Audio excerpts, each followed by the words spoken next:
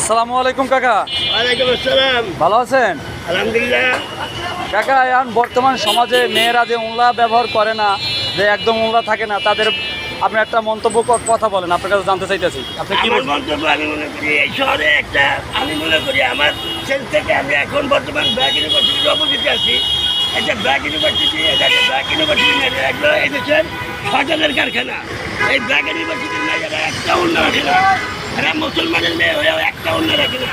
অর্থাৎ এই দেশের প্রথম যদি এই রাজাকার প্রকাশে কথা প্রথমে ব্র্যাকের মেয়ে ব্র্যাকে অন্য করাও মানুষের ইমান নষ্ট হয়ে যেতে থেকে ব্র্যাকের মেয়ে অন্য ছাড়া যে চলে ইমান নষ্ট হয়ে যেতে যুক্ত ছিলেন এটা আগে দেখাও।